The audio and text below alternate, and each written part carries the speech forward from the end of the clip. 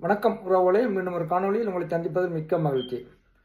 இன்றைய தினம் தமிழக முதலமைச்சராக பதவியேற்றுள்ள நடிகர் விஜய் அவர்களுக்கு வாழ்த்துக்கள். நடிகர் விஜய் அவர்களே, நீங்கள் முதலமைச்சராக பதவியேற்றுள்ளீர்கள். 5 வருடம் நல்ல ஆட்சியை தமிழகத்துக்கும் உலகத் தமிழர்களுக்கும் தமிழ் மண்ணுக்கும் தருவீர்கள் என்ற நம்பிக்கை எல்லோருக்கும் இருக்குது.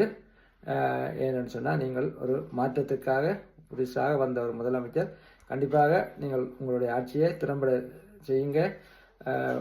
பாராட்டுகளும் வாழ்த்துக்களும் உங்களுக்கு கிடைக்கும். இல்லை, இதுக்கு முதல் இந்த ஆட்சியாளர்கள் போலவே உங்களோட ஆட்சியும் இருக்கும். தடம் ரெண்டு இருந்தால் அது தமிழருக்கும் தமிழினத்துக்கும் உலகத் தமிழினத்துக்கும் இன்னும் கஷ்டத்துக்கு கொண்டு விடும்.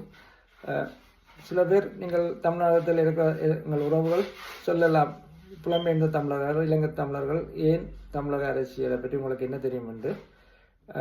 தமிழக அரசியல் தான் உலகத் தமிழனின் அரசியலை தீர்மானிக்கும்.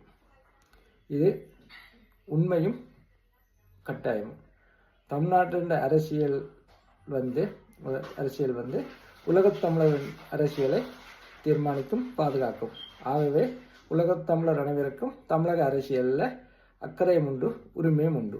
ஆனால் வாக்கு போட தான் உரிமை இல்லை. மற்றும்படி கருத்துக்கள், ஆதரவு தெரிவிக்கிறதுக்கு சகல உரிமையும் இருக்குது.